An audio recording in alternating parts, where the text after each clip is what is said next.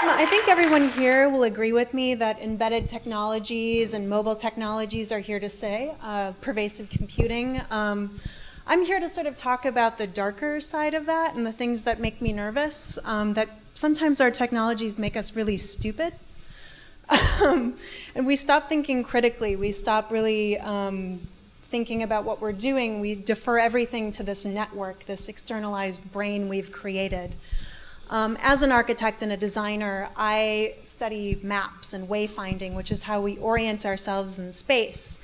And I don't think this blue dot really represents me, and that, in fact, how we find our way, and anyone who uses the 3G network on a Friday night will tell you that map doesn't work. But it's the smells and the sounds and the environmental data that we collect through our physical selves, our bodies. Those are the smart things that we have at our disposal. And one of the most interesting facts is that without this data, without this environmental information we're collecting, we're actually really, really bad at wayfinding. In what's called a blindfold deviation test, every single person in this room, Bear Grylls, me, we all get lost. Within 30 minutes, when you're blindfolded, you will walk a complete circle.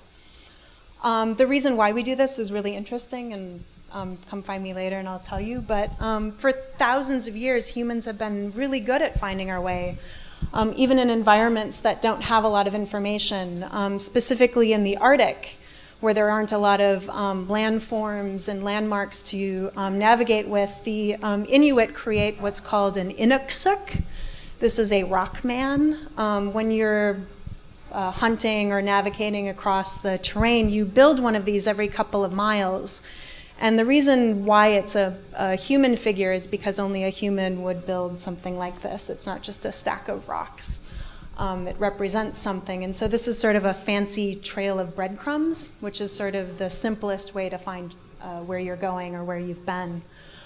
This is just a quick little tangent. This is a coastal map that's carved into a piece of wood so that you have something that's physical, something that's real that you can touch, that forms that bridge, how you begin to navigate. Which leads me to talk about the Polynesians, where you have absolutely nothing to find your way with. You're navigating thousands of miles of open ocean to find these islands, these tiny little land masses that are scattered everywhere. And how people did this was using these stick maps. This is from the Marshall Islands. And the way that these stick maps work are, it's interpreting wave currents, the physical surface of the water. So when you're traveling, you use this map, you hold it to your chest in your canoe while you're traveling, and you can use it to interpret how the waves are moving. And this worked. This worked for a really long time.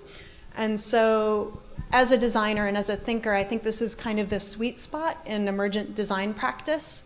This is what we should be focusing on, that we should be finding ways to embed our technologies in a physical landscape, in a built environment, so that we have more information to make sense of. These data points are very unspecific when our bodies are capable of kind of fine-tuning things in a much more abstract, delicate way, something that's more emotive, really, and that works. In my own work, I've been making a lot of these quilts, which were inspired, well, I'm not quite there yet, but I guess I'll talk about, one of my favorite figures in all of this is the architect Toyo Ito, which talks about this mind-body split, and that he describes architecture as being a media suit that you wear. And I don't know, that's something that's a very elegant way of talking about it. But okay, so to talk about the quilts, my mom has glaucoma, and for the past few years, she's been slowly losing her vision. And when I was a student, I made a lot of things that the visually impaired could use to sort of find their way.